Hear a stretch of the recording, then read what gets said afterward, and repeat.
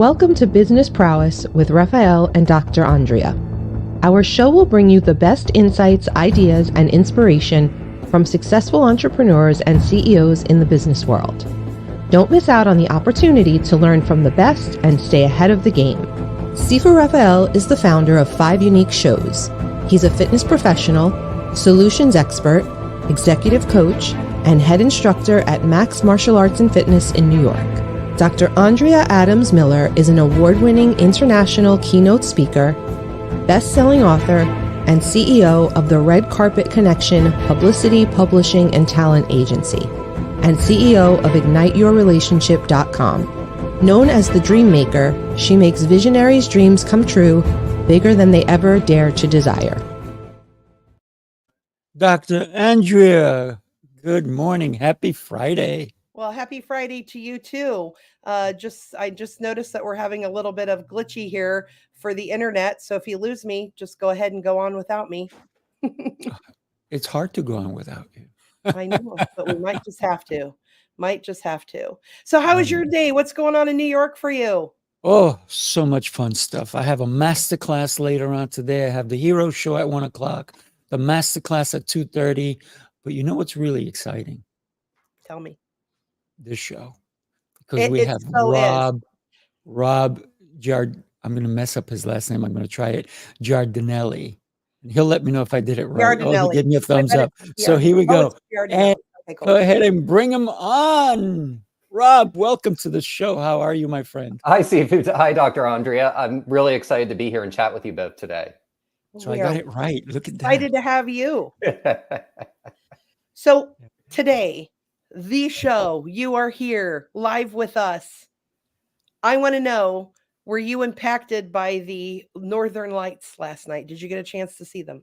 I did not get to see them. I think we're a little bit too far south in Austin to see that. And I was actually at a gala last night outside, so I think I would have seen it. But unfortunately, I think we were a little bit too far south for that. So just so you know, you might have a chance again tonight, although it's a little bit more dim. And you have to see it through your camera. So you have to, nobody sees it unless, a lot of people think that you can just go out and look, and you can't. You have to see it through your camera images. When you take the picture, it then shows up because it just needs that little bit of weirdness. Maybe that's why we didn't see it. I wasn't drinking last night, but there were lots of cocktails consumed where I was. So there you go. I don't think anyone was thinking about that. Yeah. So, well, even though you didn't see them consciously, subconsciously, maybe the effects are about us, because that's a lot of energy from, I don't know if it's a sun flare, but I'd like to think that we are all moving in a place of more excitement and energy when we've got a sun flare that's going on in their world. So you said you go to events and you like to meet a lot of people. And so tell us, what made you decide that I'm going to start going out and meeting a lot of people? So part of it was just kind of thrust upon me. So I had a corporate background, and I was in tech. I started, in the tech industry, and about a decade into that, I met my now husband, and he's run luxury lifestyle magazines for over 20 years. Nice. So his job was to go to events. And I, when I met him, I owned one suit, didn't own a tuxedo, and I maybe had like 2 additional sport coats. Like, I did not have the wardrobe to go and do that. And very shortly after I started going, he asked me, and I majored in communications in college, but like a lot of communications people, you wound up in sales and marketing and all that stuff. And he asked me, well, would you ever want to write about these? So I said, why not? I'm not much of a writer. I didn't think I was, but I was like, sure. So 15 years later, here I am, and I'm still going to events and writing about them and all that. And what I discovered along the way was, for about 5 years, I was kind of doing double duty. So I was still in the tech industry, and during the week, and I had national, regional, and global roles. So I travel all over the place. And thankfully, domestically, that wasn't a challenge. But when you had to go to South America or Europe or Asia, that did become more of a challenge. But I would go travel 3 or 4 days a week, come home, have to throw on a suit or a tux or whatever, and then go to an event. And because the publication we have is regional, I wasn't just going to events in Austin. Sometimes I have to get in the car and go to Houston or to Dallas or to San Antonio, or sometimes even hop home, get on a plane and go to LA or New York. So doing that, I was obviously starting to get burnt out, because there's only so long that people can do that. But one thing that I discovered as I was going to these events is, I go to galas that raise like $1 million a night or in a night or more.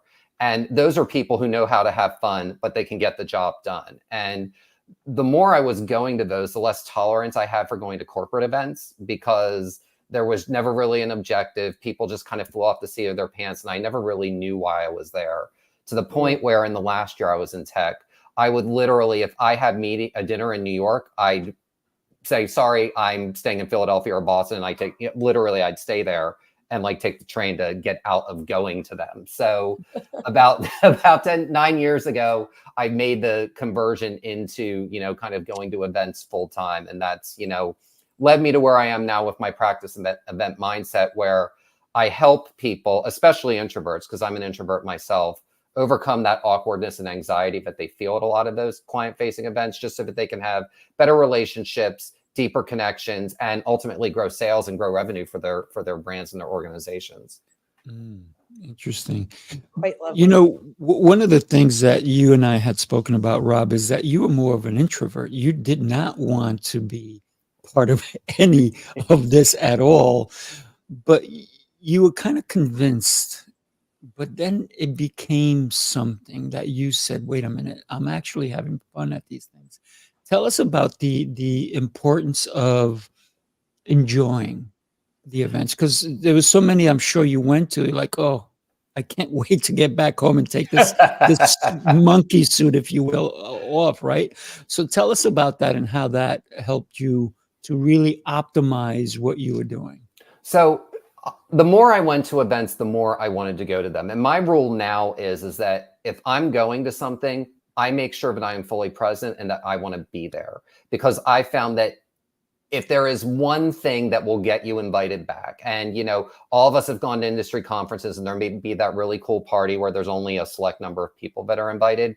If you act like you want to be there, you are going to be much more likely to show up. And very early on, Sifu, going back to your question about being an introvert, I'm married to an extrovert. He's like the textbook definition of what an extrovert is.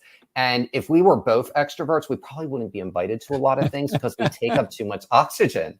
So what I learned is that I just have to be myself. And I'm an introvert in that I don't need to command the room and I don't need to talk a lot. But I am very curious about people. And I think of introversion and extroversion as a spectrum. So no one's really a full-on introvert or a full-on extrovert. Think of a gas tank, either empty or full. Most people are somewhere in between. So I allow my curiosity for other people to really shine. And because of that, I'm really comfortable meeting people now, because I know I don't have to talk. And it's funny because I had a conversation with somebody maybe a year ago, and I've known this person for a decade. And this person was like, you know what? We've known each other for a decade and I don't know much about you. And I was kind of like, I probably had 40 or 50 conversations with this person, but people naturally like to talk about themselves. And if you're around someone who's interesting and are actively listening and engaged, you'd be amazed at what people will open up. And especially if you're an entrepreneur or in the business or in any realm of business, there is incredible power in gathering information, because if people talk about themselves, they're going to give you information. So while an extrovert can be charismatic and command the room, and they may be able to get sales that way, an introvert can have all this information. And when they do talk, they can sound really insightful. They can sound really intelligent, and they know what they're talking about because they have been offered and given so much information that other people have provided them. Love it. Love it. I want to give a quick shout out to Michael Duffy and Oliver T. Reed for joining us. Thank you so much, you guys. It's impactful when we actually do meet a new person that maybe influences the way we even think ahead, right? Dr. Andrea is one of those people for me. So Dr. Andrea, I'd love to know, because she constantly is going at events and she helps people show up in a better light, if you will. So Dr. Andrea, tell us about that, and how do you do that so well? So to give people a context of like how many events that I used to do, and I've scaled back a little bit, but prior to COVID, right before it shut down, that year prior, I did 174 events. So I was in and out the door all the time, bag always packed, pretty much only took it out to put it in the laundry and put it back in. This year, I'm traveling a little less, where I'm attempting to unpack in between. And then when I go to leave, I forget what I'm supposed to take with me because I've gotten out of the system of doing it. However, the last month I've been traveling a lot again. And in fact, my suitcase is still full behind me. And that gives you an idea of, this idea of traveling and moving and being prepared to be ready to go. But the reason I go to events is I really do enjoy people. And while I always considered myself an extrovert, and I probably still am, I have in the last year that I've scaled back and started refocusing on what was more important to me. It's something that I'm doing for my clients. I realized that my clients were living so that they could leave a legacy behind. And then I realized, why aren't they living in their legacy while they're alive? Because very true. I have a feeling that my family would rather enjoy me while I'm alive than read the books about me when I'm dead. Right. So, thank you, Eddie. I've known Eddie for a long time. I met him at an event, so events, the event itself is amazing and you get to hear and experience things. But one of the things I see lacking in a lot of events is people time, to allow time to meet each other, especially after COVID. People want to see and embrace each other. Now, they wanted to do that beforehand too. But when you give them time, so that way when there's time to be in the room, then they're okay with being in the room because they got fulfilled with what they needed, especially your extroverts who need people time. And now I consider myself a little bit of an introvert. There's actually times where I'll stay home and miss a party, and because I want to. And that is something unheard in my past. But I still, and now when I go to a party, I don't want to meet everybody. I used to want to meet, to know everybody. And and then I switched to only looking for key people. And now I show up with who wants to meet me. How have you found those perspectives have shifted? Like, how do you find the experience different when you go doing those things? Because I'll do that kind of on the fly. Like this event, I'll be like, I'll do this, and this event, I'll do that. So I'd love to hear, because that's much more intentional and much more broad. Like how do events shift when you've had each of those different mindsets? So I've always built really good relationships, even when I was one to many. I still built good relationships. I still met a lot of people. Sometimes I miss that a little bit because there are some people that maybe are my introverts, or maybe who have something more and they're not sharing it at the time. They feel like they have to hold back. And then by following up with them, I get to have that. However, in this new way where I'm showing up and allowing people to come to me, I never feel like I'm chasing anyone. I meet the people who are interested in me, and then I get the opportunity to be interested in them. And it's just calmer and easier. It is. Your brain can fill up with so much information. And this is, years of doing this. So Rob, what you don't know is I'm known for having a 75,000 person Rolodex. And I always joke that they're in my phone, but iPhone actually can only hold 50,000 contacts. Oh. The other ones are in a different part of my phone. So I have to segment people because I can't find a contact system big enough to hold my entire Rolodex.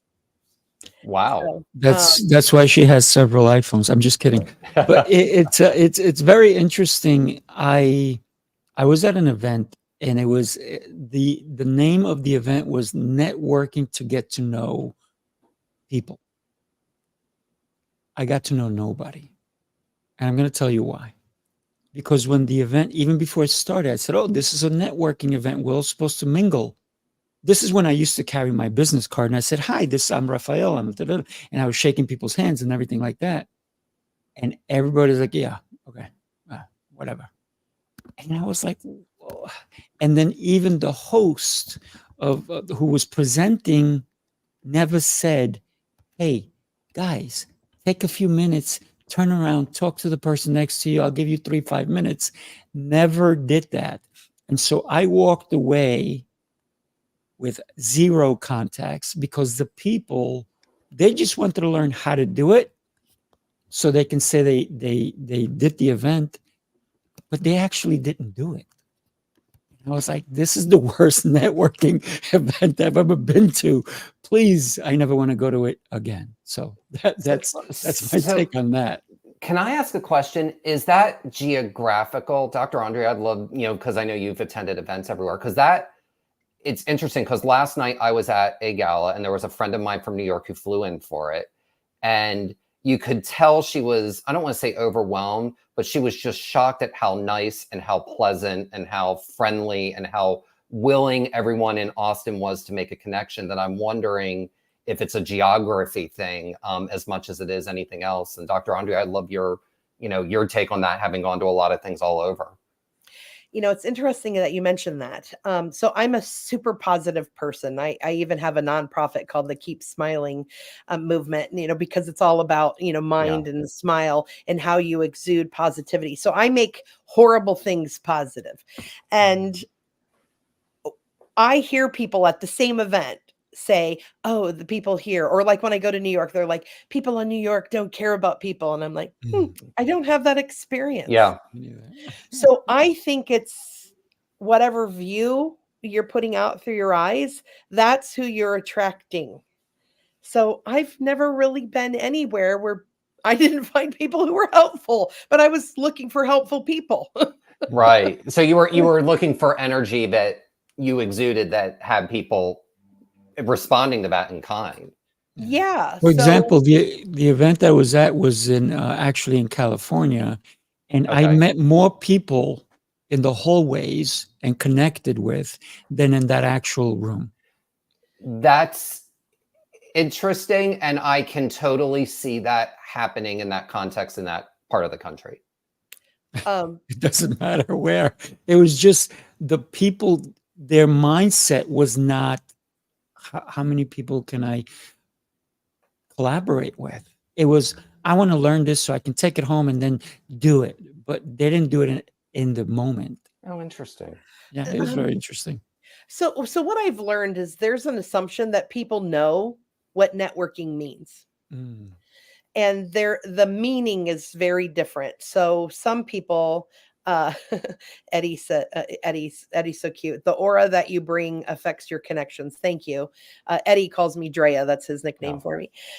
So networking, I used to consider networking very much like I think people perceived it as a cheap date. They would go to an event and they'd give you their business card and it was like a one night stand. Like, I want this for, and like a more like a prostitution, for in exchange for money, I get this for that, and then they never call you again, and I was looking for long-term relationships, because for me, networking is, I know enough about you that there's a connection, something like, something's interesting, intriguing, or it's so vague. Now I'm interested and intrigued because I'm like, what is missing here? There had to be something in this person who seemed to have nothing.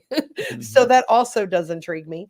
And then by following up with them, then we have that second opportunity to see if there's something there. And then then you decide whether you want to engage with them in business, or you want to introduce them to something, or you want to do a referral.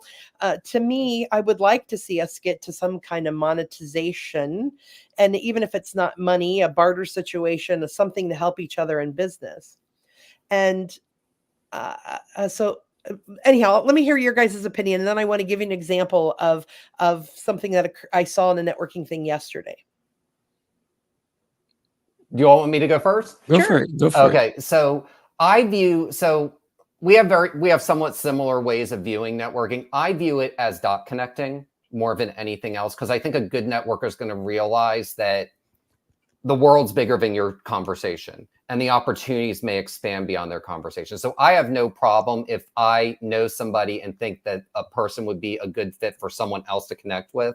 I'll say, let me connect you with X, Y, and Z, because I think you two would get along for this reason, or you two would collaborate well on this project for this reason. And I'll sometimes use that as my let's exchange information thing, as opposed to making it about me and getting your contact. It's much more about we. And that's not even about we, that's kind of about us, kind of as a collective. So I really love the dot connecting part of things, because if you do that and you go to enough things, you just realize how small the world is. And it's just, and I've gone to some events 4, 5, 6, even 10 times. And it always amazes me. I'm like, I never knew that this person supported the arts, or I never knew this person supported green spaces, or I never knew this person supported this children's charity. I thought they only did that children's charity. It is amazing. And when you ask, how did you get here? I'll be like, I knew both of these people for 12 years and I had no idea they were friends. Even with all the social media tools, you just, sometimes you get the unexpected. And that's, to me, that's the great thing about networking, is you really can realize that yes, it's a big world and it can be a scary world, but if you actually pay attention, it can really kind of be this wonderful interconnected network that we're all a part of, and really have. I don't even think it's 6 degrees of separation with Kevin Bacon. I think it's like more like 2 or 3. I love that. And think about a wedding, right? When you go to a wedding and you either know both the couple or you know one of them. And a lot of times, one of the things that I do, I'm sitting at a table with a bunch of people. I'm like, exactly that question. How'd you get here? Who do you know? Right? And then all of a sudden we connect on that. And then they'll start telling stories about that person, because guess what? At a wedding, they're going to tell stories, right? And it's for you to listen. And I think the stories are pretty cool, because at a wedding, listen to me, weddings are boring, right? But unless you make them fun, unless you make them entertaining. But if you're the kid at the table and you're sitting with all adults, it's boring. If you're the kid at the table and you're sitting with all other kids, you're going to have a good time. And so I'm the kid at the table all the time. I'm making people laugh. I'm doing things because we're there to celebrate this incredible couple who decided that they fit better together. Hopefully they stay that way, right? So for me, it's always, how'd you get here? Who do you know? And then tell me, how did you even meet them? So it's about that conversation getting deeper into like, oh, you know them? Okay, that's cool. Instead of saying, oh, tell me how you met them and how do you fit into their life? And that's I think a great way to get a little bit more involved with someone when you're talking to them. One of the things, so one of the questions that I was asking, I've been to Chicago twice this week already. So in the last 8 days, I've been to Chicago twice. So the first time I was in Chicago, I was asking, I shifted up just on what's in my mind. And I was asking people 2 different questions. One was, what haven't you told anybody else that you really want somebody to know? And sometimes they would clarify about work or personal. And I would say, whatever matters most to you, that you need my ears to hear it. And sometimes I'd get a really deep personal story. Sometimes it was amazing. Sometimes it was sad. Sometimes it was about work or something that was going on. And I loved that, because I get to hear something special about people and I get to embrace that story with them. And then the other one that I was asking is what did I ask? What is it that just gets you so excited, that you're so passionate about? What lights up your face? And then they got to tell me about what they were passionate about. And that is really, really cool. But I want to go back to your connecting the dots, because I'm a dot connector. Obviously, the red carpet connection. That's what that means. It's about, connection and giving people a red carpet feel in those connections. I don't think that's natural for people. I think that is, some of us, it's natural, or maybe it was learned and I didn't know I learned it. How in your head, how would you describe in your head what happens that you know that this person should meet that person? what occurs for you? Well, I was not one until I met my husband, who is like the ultimate dot connector. In fact, people have been like, it is just amazing, like the people all around the world that contact him for stuff, because he just somehow knows everybody. So it was a learned skill. So for me, Dr. Andrea, it was more of a learned skill. So I learned it along the way, but the learning comes from listening. If you listen and you take in and you're not distracted, my general rule is, unless I'm taking a photo, my phone is not out under any circumstances. I do not have it out unless it's, I would say, to take a photo or to exchange information, because sometimes people don't have cards and they'd much rather be like, here's my phone, put your info in it. Here's my phone, put my info in it. So that's my point of view with that. Yeah. So I'm the opposite of you. I have my phone out all the time. So much that I wear my phone. Oh my God, that's a huge. Now, I also wear my phone. By the way, this has a battery on it. So like this hand is really strong, and I could give a very strong finger, which I never do, because this weighs like a pound and a half. It's yeah. So then you have a really good backhand then. I do. And now I can write, I can hug, I can take pictures, I can eat, I can do everything I can because I'm wearing a ring. And thank you, Nikki, for that comment. And the reason it is when I meet people, I know that because I often in the past have been on the red carpet, I have this much time to be able to know somebody. So I might not even have 30 seconds with them. So if I only have that brief moment, I say, let's get a selfie. Boom, we take the picture. I say, what's your cell? And I send it in the moment. I usually say, what's your cell first? So the cell is in my phone. So even if we don't get a picture, I hit send and we are connected. And then I can, Marianne's also glued to her phone.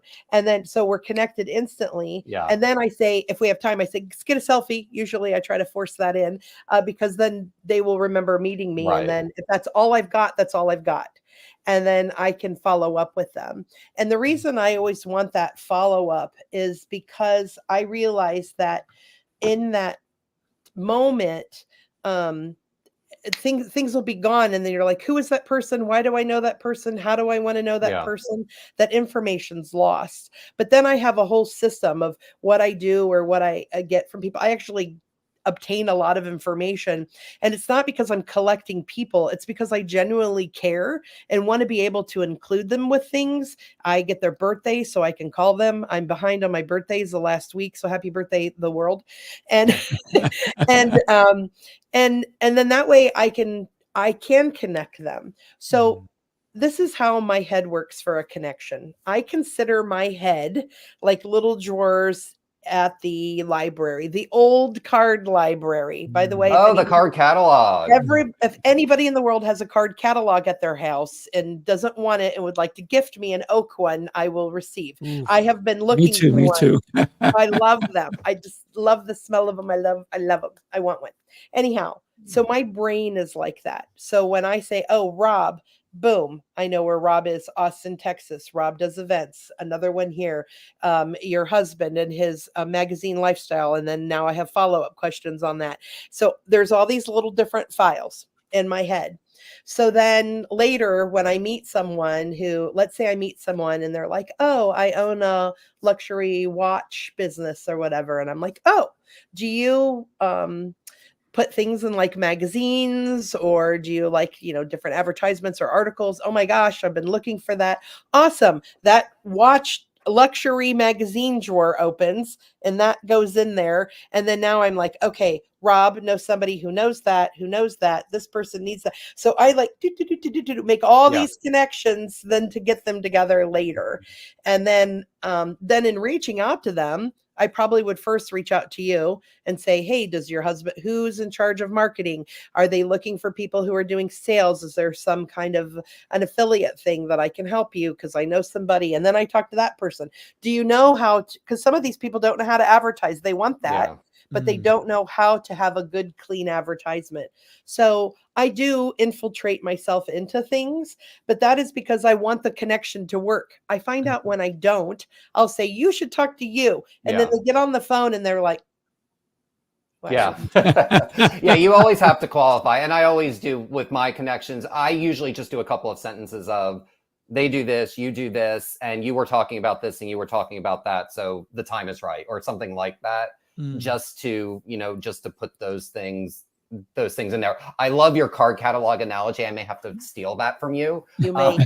And use that, because I think that's essentially what it is that you're putting things, and you're putting social capital on a door. You're on a door, in a drawer, not on a drawer, in a drawer. In a drawer. Well, one of the things that we're really talking about is communication. This is why I want to share this video with you guys. Take a look. In a world where words shape destinies and connections forge futures, this November 22nd to the 24th, Speaking Prowess brings you the ultimate hands-on workshop. We have a lineup of some of the most influential communication experts in the industry. These are the voices that will guide you on a journey to enhance your ability to connect, influence, and succeed. Sifu Rafael, master instructor and founder of Speaking Prowess, blends communication and leadership to help you reach your full potential. Dr. Oliver T. Reed, the international multi-best-selling author and motivational speaker, known as the Writing Coach, will help you craft your messages with precision. Jose Escobar, a nationally recognized speaker and leader, will guide you in mastering personal development and leadership skills. This is more than just an event. It's a game-changing, skill-building experience. Walk away with communication prowess that transforms your personal and professional life. Speaking Prowess, where communication becomes your superpower. Reserve your seat now. When we consider all aspects of communication, this is why we're doing this event. And everything that you're both speaking about, when we go and Dr. Andrea, it's very interesting because she was doing exactly what she was talking about when I saw her at an event. And it's funny because I was doing it as well. We both take selfies with people, and the reason for that, and I think we both share this, is that once somebody goes away, if you give them a business card, they look at a business card. Maybe some people, especially real estate people, they have their picture on it. But what winds up happening is that they'll just put it down. But now if they get a text message with that same image of both of you, they're like, oh, I remember Rafael. Oh, I remember Dr. Andrea. Oh, I remember Rob. I met him at this event. And then we have something in common. Remember when we met at this event and we talked about that. So now the connection gets even a little bit a little bit clearer, as far as you were talking about watches. And by the way, I'm interested in buying a new watch, or my spouse's or my neighbor or whatever it is. And they told me, and I think that you can be of help. So this is what I love, that we're both kind of doing the same thing, with the idea that the connection can be deeper because we're reminding someone visually why we connected. Yeah, for me, that works a lot, because I'll have sometimes people won't. I'd like to think I'm very memorable. Sometimes they'll be like, who are you? Why are you texting me? Or why are you calling me? Why are you reaching out? And I'll say, oh, hey, here's my picture. Here's the information you sent to me, because I have them write it in themselves, even if they have the contact where, like, it reminds me of the old kids Tamagotchis, where they'd hook up and talk to each other and, exchange information. And while I like those digital things, just so those of you listening realize, when you meet someone, and let's say in your case, Rob, you don't have your phone up, but let's say it's someone that you really want to do that with.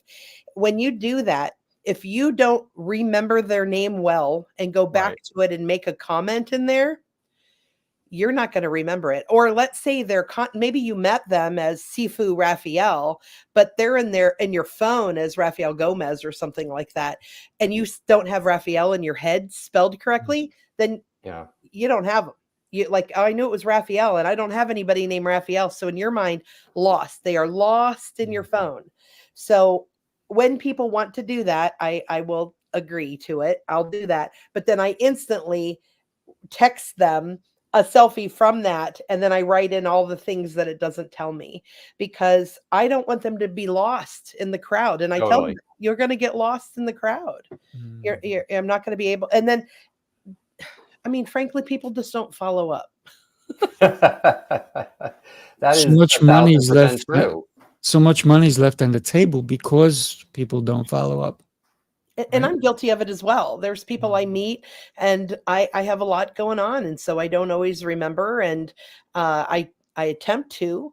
And then I also, there are people that I'm like, oh, I want to talk to that person, but I'll think about it at like 3 o'clock in the morning.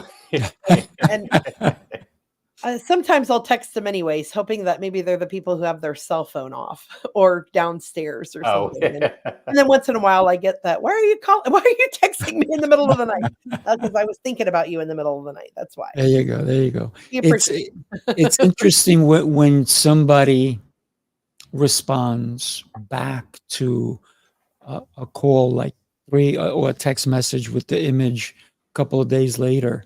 Even though I did it immediately, right? Once we meet, I send them the text. So I send them my information, send me back a reply. But maybe 5, 6, 7 days later, if they promised they're going to reach out and they never did. So I reach out and I say, hey, remember I was interested in your program or this or that product. And they're like, wow, thank you so much for following up. I've been so busy. That's a good excuse. I've been so busy. If you were really busy, you would have reached out to me because I was going to give you business. But so think about when somebody says, wow, you thought of me and you reached out to me. I think that speaks volumes for creating a better connection as well, because it allows people to understand that I may be busy too, but I took a minute. It doesn't take long to say, thinking of you, and this is what I can help you with, or you were interested in my program, whatever it is, right? But I don't always suggest, hey, buy my thing, because that's not a connection. Yeah, at all. That makes it transactional and not authentic. To me, that's that one night stand thing. Yeah, absolutely. That's exactly what it is. Like, stop. And it's funny. I have a peer in the world, and it really frustrates him that I take pictures and exchange numbers, and so much that he'll say when I'm at his events, he'll say, Andrea, quit taking numbers. And then he'll say, we're on a networking break. We're on a networking break. And they'll go, Andrea, stop taking everybody's numbers. But I think he thinks that I'm stealing their numbers, but I'm not. I'm actually just getting to know his audience and knowing people. And I don't think he realizes that if business is made, I will come back to him and give him credit for that. If I make money, I will come back to him. I have that much integrity. I often will do that to people that I paid to be at their event because I'm so thankful for the connection. And I track all that in my phone. And every time I didn't always do that my whole life, but the last 5 years I've been doing that. So Rob, when you are put into my phone here, it'll say behind you, it'll say Speaking Prowess, that I will know where we met. And knowing then, I wasn't always putting the date on. I've been more conscious lately of, I'm always adding more information now. But usually I'll have the context of the text. I save all my text messages. So that's why I have to have the over 256, oh gosh, on my phone, because my text messages are all the information of how we've met and what we've done, and I can follow up quickly. I can find things for you quickly, and to me, I want to be able to take action. Anyhow, I'm saying a lot, but now I have 2 stories I want to share that I'm holding back on. You know what? Let's hear the first one. Go for it. Okay, the first one. I met a woman on this networking thing. She has been an introvert in the past, and she wants to do business. And we got in these little breakout rooms, and we were supposed to exchange ideas of how we might be able to help each other in business or how we might have a referral. And she says, well, I said, I'd like to meet somebody who maybe owns a business or maybe a founder of a business or a startup. And she said, well, I don't know. I don't know anybody, is what she said. And then so I just clarified and I said, well, are you in business? And she said, yes. And I said, and do you have clients? And she said, yes. And I said, and of those clients, do any of them own a business or know somebody or work for somebody who owns a business? And she said, I'm not a coach, was her response to me. And I said, and that's okay, because you don't have to coach them. You could massage their feet. You could be a reflexologist and maybe have heard that come up in conversation or something. And it was interesting because she's like mulling in her head, like, and I said, well, you said you recently joined some networking groups. In the networking groups that you've met, like let's take today's as an example. When we were in the group area, we each shared what we did.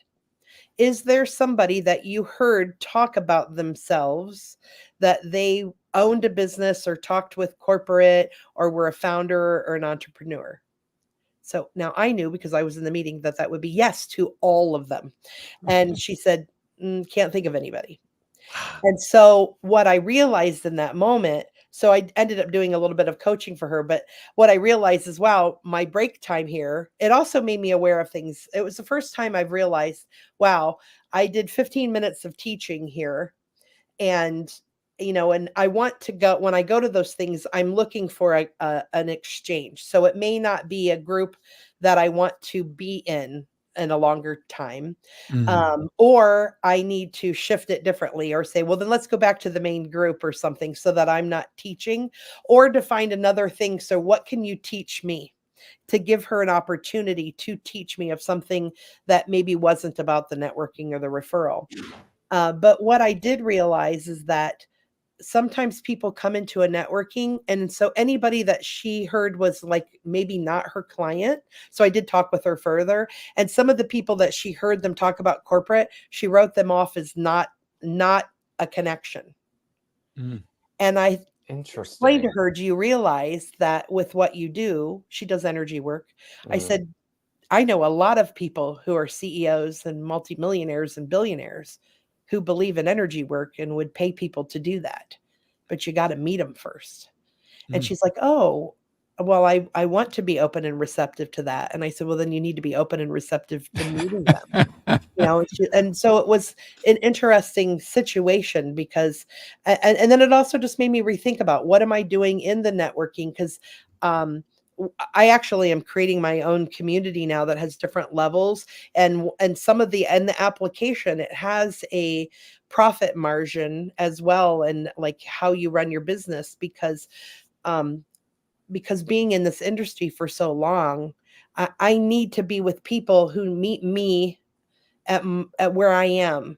So I'm not, so I can be in my vulnerable state. I want to be the dumb one in the room. And I don't mean that she's dumb. She's a very intelligent, beautiful woman.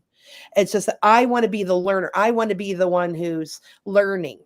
And so I'm creating that for people, because I see that happening way too often, is that the people who are really moving and shaking get caught in that, and then they get turned off by networking because then they are tired because they just let them pour out. Totally. Yeah.